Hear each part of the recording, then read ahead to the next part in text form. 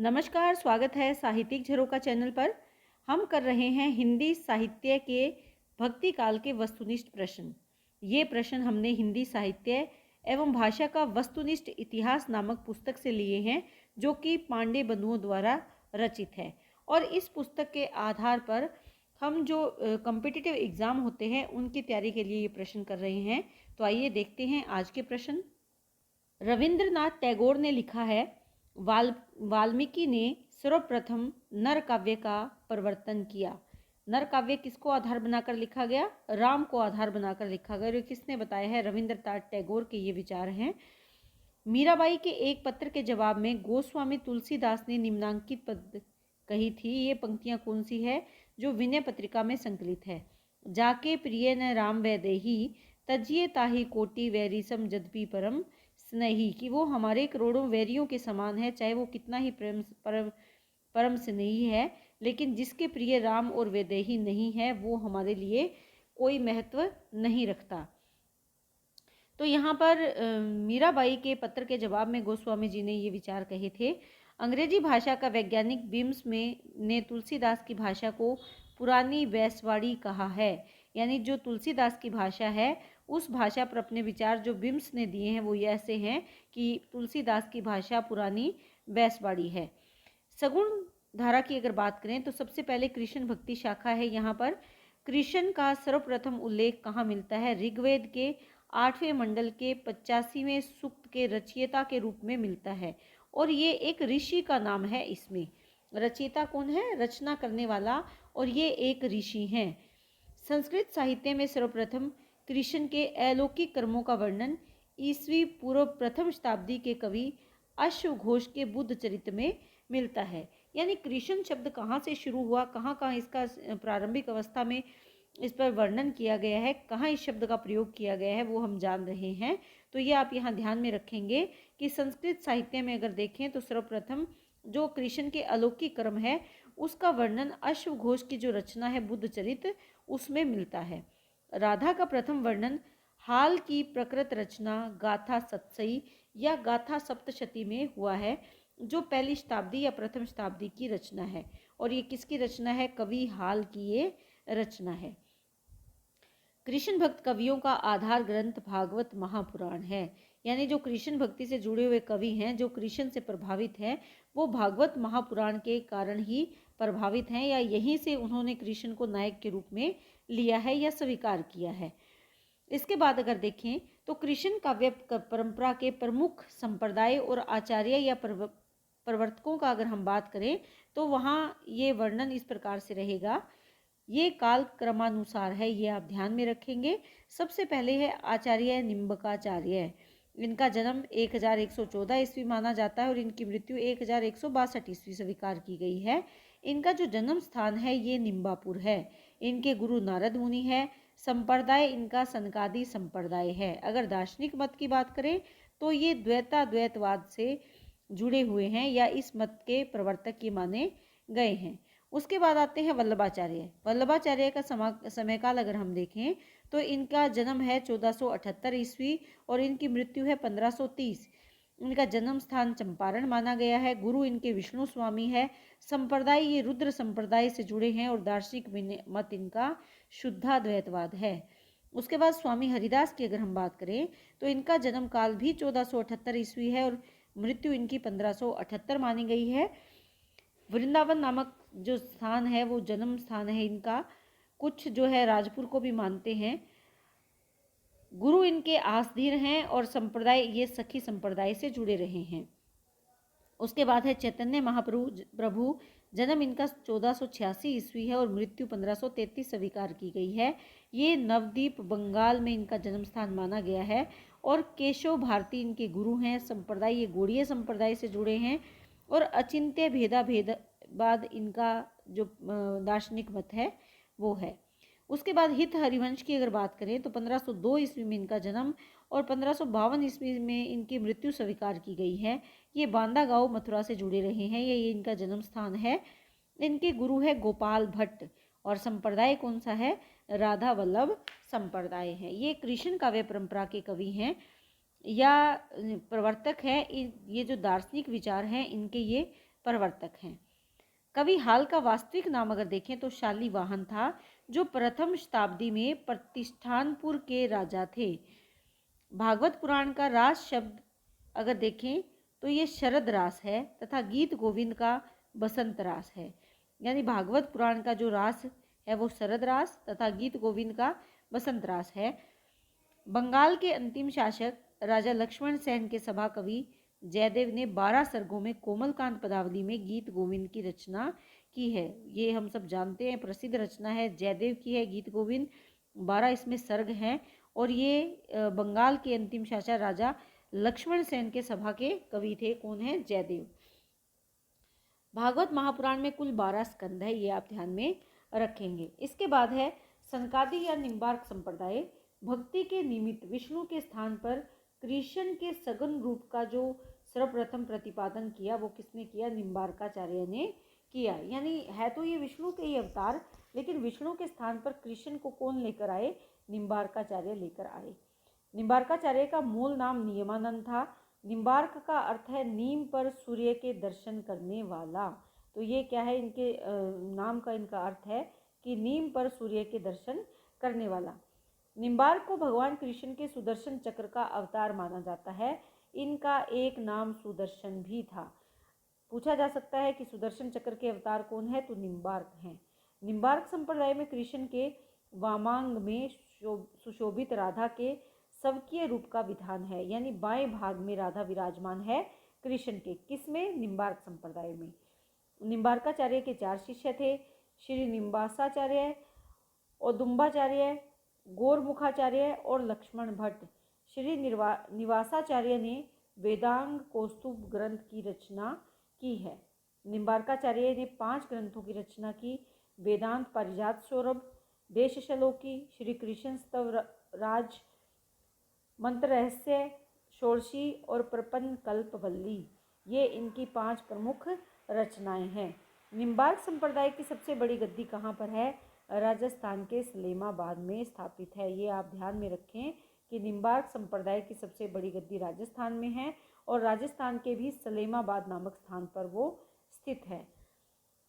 इसमें अगर प्रमुख कवियों की अगर हम बात करें तो श्री कृष्ण भट्ट का जन्म मथुरा के ध्रुव टीला में हुआ।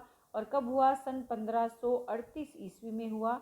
इनके गुरु का नाम केशव कश्मीरी था। किसका? श्री भट्ट के गुरु का नाम केशव कश्मीरी था। श्री भट्ट को निम्बार्क संप्रदाय में हितु सखी का अवतार माना जाता है। श्री भट्ट के लिए 2 ग्रंथ हैं, युगल शतक और आदिवाणी। जो युगल शतक है इसमें 100 पद हैं। प्रत्येक पद के पूर्व उक्त पद के मूल भाव को व्यक्त करने वाला एक दोहा भी दिया गया है। यानी हर जो पद लिखा है उसके बाद उस पद के मूल भाव को बताने के लिए दोहा दिया गया है। दूसरा जो इनका ग्रंथ है वो है आदिवाणी। हरिव्यास देव के गुरु का नाम था श्री भट्ट। श्री भट्ट के शिष्य कौन है? हरिव्यास देव। इन्होंने ब्रज भाषा में महावाणी नामक ग्रंथ की रचना भी की है। परशुराम देव के गुरु का नाम हरिव्यास देव था। इन्होंने ही निम्बार्क संप्रदाय की गद्दी को राजस्थान के सलेमाबाद में स्थापित किया है। प्रश्न पूछा जा सकता है कि राजस्थान के सलेमाबाद में निम्बार्क संप्रदाय की गद्दी किसने स्थापित की है? तो वो किसने की है? परशुराम देव ने की है। परशुराम देव ने परशुराम सागर नामक बड़े ग्रंथ की रचना की और इनकी भाषा कौन सी है? राजस्थानी प्रधान सद्दुकड़ी भाषा इनकी प्रमुख भाषा है। उसके बाद वल्लभ संप्रदाय की अगर बात करें तो वल्लभाचार्य सुल्तान सिकंदर लोदी तथा बाबर के समकालीन थे। वल्लभाचार्य के जीवन के बारे में अगर जानें, इनका जन्म 1478 ईस्वी में और मृत्यु 1530 ईस्वी में हुई। जन्म स्थान इनका चंपारण है। पत्नी का नाम मधुमंगल है। इनके 2 पुत्र हैं, गोपीनाथ और विट्ठलनाथ। विट्ठलनाथ के बारे में हम सब जानते हैं। जो अष्टछाप के कवि 4 थे वो इन्हीं के अंतर्गत थे। उसके बाद इनकी अगर भक्ति की बात करें तो पुष्टि मार्गीय भक्ति को के ये प्रवर्तक हैं और सूरदास को पुष्टि मार्ग पर चलने के लिए इन्हीं ने प्रेरित किया था। वल्लभ संप्रदाय में कृष्ण पूर्णानंद स्वरूप पूर्ण पुरुषोत्तम परब्रह्म है। पुष्टि मार्गी भक्ति में पुष्टि भागवत अनुग्रह या कृपा को कहा जाता है। वेरी इंपॉर्टेंट कि भागवत महापुराण में या पुष्टि मार्ग में पुष्टि का अर्थ क्या है? तो ये क्या है? भगवत अनुग्रह या कृपा। भागवत महापुराण में लिखा है कि पुष्टि की में पोषणम पोषणम किम तदुनग्रह भगवत कृपा। यही बात कही गई है, भगवान की कृपा या भगवत कृपा। पुष्टि मार्गी भक्ति के 3 प्रकार के मार्ग हैं। जीव तथा भक्त होते हैं जो निम्न है। देखिए 3 ही मार्ग हैं, 3 ही जीव हैं और 3 ही भक्त हैं। पहला जो मार्ग है वो है मर्यादा मार्ग, इसको वैदिक मार्ग भी कहा जाता है। इसमें जो जीव है वो मर्यादा जीव होता है और मर्यादा भक्ति में अपना जीवन व्यतीत करता है या मर्यादा भक्ति से वो अपने ईश्वर की प्राप्ति चाहता है। दूसरा है परवाह मार्ग। परवाह मार्ग लौकिक सुख भोग का मार्ग है। इसमें जो जीव है वो परवाह जीव कहलाता है और इसकी भक्ति परवाह भक्ति कहलाती है। तीसरा यहाँ पर कौन सा है भक्ति का रूप, वो है पुष्टि मार्ग। पुष्टि मार्ग ये भक्ति मार्ग है और यहाँ पर पुष्टि जीव है। पुष्टि या शुद्ध भक्ति ही साधन है ईश्वर की प्राप्ति में। यानी भक्ति में 3 प्रकार के मार्ग बताए गए हैं। पहला है मर्यादा मार्ग, परवाह मार्ग और पुष्टि मार्ग। 3 प्रकार के ही जीव हैं और 3 प्रकार के ही भक्त हैं जो ईश्वर की प्राप्ति में इन मार्ग से चलकर अपने ईश्वर की प्राप्ति कर सकते हैं। वल्लभाचार्य ने निम्नांकित ग्रंथों की रचना की है। ये वल्लभाचार्य के प्रमुख ग्रंथ है, जैसे पूर्व मीमांसा भाष्य, उत्तर मीमांसा या ब्रह्मसूत्र भाष्य जो अणुभाष्य के नाम से भी प्रसिद्ध है। यानी उत्तर मीमांसा या ब्रह्मसूत्र भाष्य को अणुभाष्य भी कहा गया है। इनके शुद्धाद्वैतवाद का प्रतिपादक यही प्रधान दार्शनिक ग्रंथ है। यानी जिसमें शुद्धाद्वैतवाद की प्रतिष्ठा जिसने की है वो कौन सा ग्रंथ है, अणुभाष्य नामक जो इनका ग्रंथ है।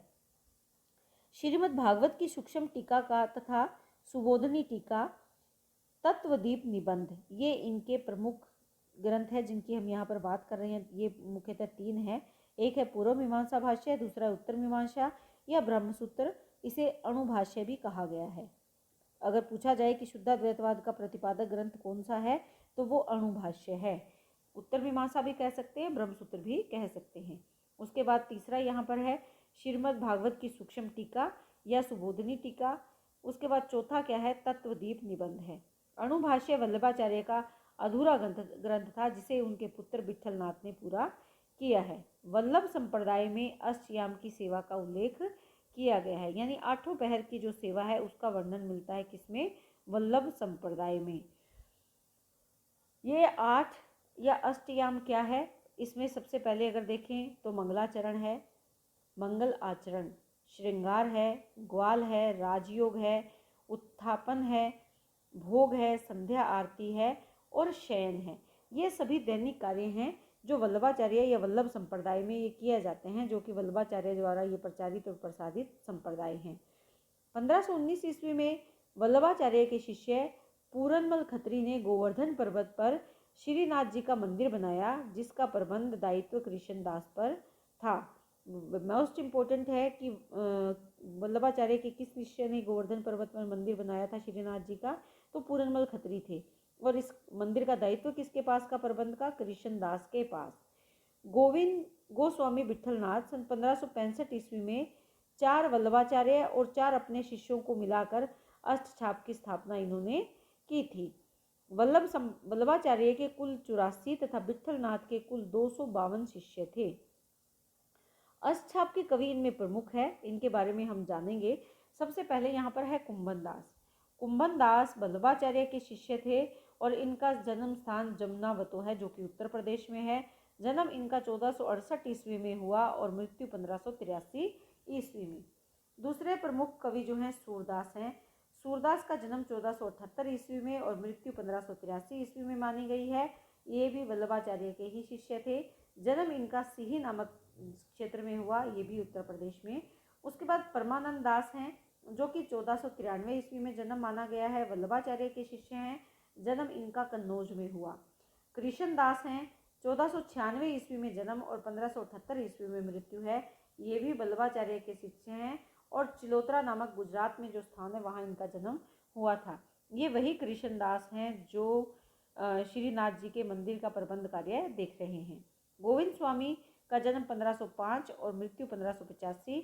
विट्ठलनाथ इनके गुरु हैं और ये आंतरी या राजस्थान के। देखिए प्रारंभ के जो 4 हैं ये किसके हैं, ये चारों ही वल्लभाचार्य के शिष्य हैं और बाद के जो 4 हैं ये विठलनाथ के शिष्य हैं। शीत स्वामी की अगर बात करें तो 1515 ईस्वी जन्म, 1585 ईस्वी इनकी मृत्यु, और ये विठलनाथ के शिष्य है। मथुरा में इनका जन्म है। चतुर्भुज दास 1530 ईस्वी, 1585 ईस्वी, ये विठलनाथ के शिष्य हैं और जमुनावती इनका जन्म स्थान है। उसके बाद नंददास हैं 1533 ईस्वी, 1583 ईस्वी में इनकी मृत्यु है। विठलनाथ के शिष्य हैं, विठलनाथ ही इनके गुरु हैं, और रामपुर नामक जो जगह है या स्थान उत्तर प्रदेश में, वो इनका जन्म स्थान है। जो कुंभन दास है ये प्रथम अष्टछापी कवि थे। ये जाति से क्षत्रिय थे। कुंभन दास की अगर बात करें तो 1468 ईस्वी में हमने इनका जन्म किया, तो ये अष्टछाप के पहले कवि हैं और जाति से ये क्षत्रिय हैं। कुंभन दास ने सन 1492 ईस्वी में वल्लभाचार्य से दीक्षा ग्रहण की थी। कुंभन दास अकबर के निमंत्रण पर पैदल ही फतेहपुर सीकरी गए, जिस पर अफसोस करके उन्होंने ये पंक्तियां लिखी। बहुत ही प्रसिद्ध पंक्तियां हैं। संतन को कहा सीकरी सो काम, आवत जात पनैया टूटी बिसरी गयो हरि नाम। कि संतों को सीकरी से क्या लेना देना। सीकरी वो क्षेत्र जहाँ पर राजकाज का काम किया जाता है। आते जाते जो पैरों में पहनने की चप्पलें थी वो भी टूट गई और हरि का नाम भी भूल गया। इतना कठिन मार्ग तय करने की संतों को कोई आवश्यकता नहीं है। वो अपने राम नाम में मगन रहे तो उनके लिए ज़्यादा बेहतर हो। आचार्य हजारी प्रसाद द्विवेदी ने लिखा है कि सूरदास ही ब्रज भाषा के प्रथम कवि हैं और लीलागान का महान समुद्र सूरसागर ही उनका प्रथम महाकाव्य है।